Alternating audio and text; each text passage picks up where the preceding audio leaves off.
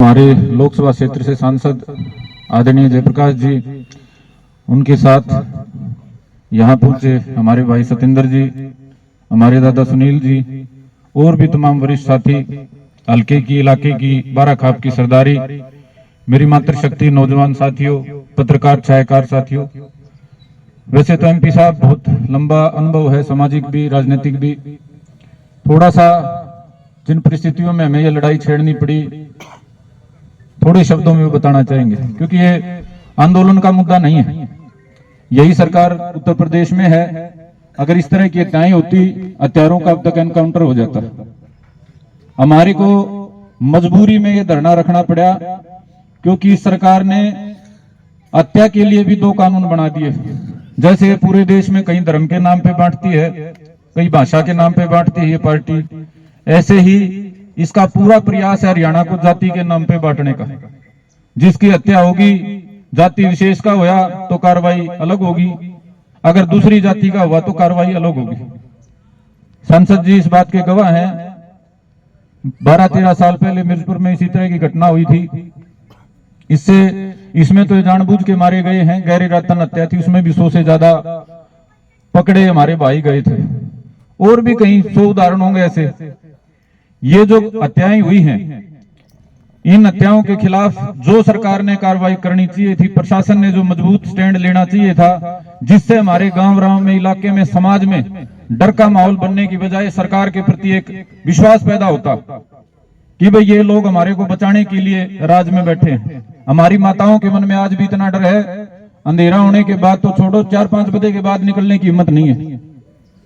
हमने 18 तारीख को भाईचारा इकट्ठा करा, पूरे हरियाणा के जो सभ्य समाज के हमारे बुद्धिजीवी सरदार पहुंचे, पूरे हरियाणा का उन्होंने दर्द बताया कि भाई इस बात को लेकर पूरे हरियाणा में एक संदेश है कि यहां अगर ये बात सरकार की, अपराध को जाति के नाम पे बांटने की सरकार की ये जो नीति है, यहां इस पे रोक नहीं लगी, हरियाणा का बसेबा खराब हो जाएगा। तो हमारा ये धरना जिन परिस्थितियों में लगा, वो बिल्कुल ही एक सरकार के नजरिए से देखें तो सरकार के लिए, प्रशासन के लिए शर्म करने वाली बातें हैं। हमारे को एसपी को ज्ञान देने की जरूरत नहीं थी, थानेदार को समझाने की जरूरत नहीं थी, लेकिन हमारे को वो सारे काम भी करने पड़े।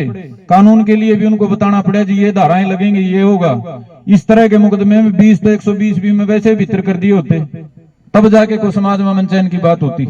लेकिन वो करने की बजाय जो तमाशा बनाया गया है, जो मास्टरमाइंड, जिसको गांव के 100 आदमी ये मौके के गवाह कहने को तैयार है कि हमने देखा जी उनका साथ खड़ा, उस मास्टरमाइंड पे 120 भी लगाने की बजाय हमारे को जवाब दिया जाता है, बोला वो पकड़ लिया ना तो हीरो बन जाएगा।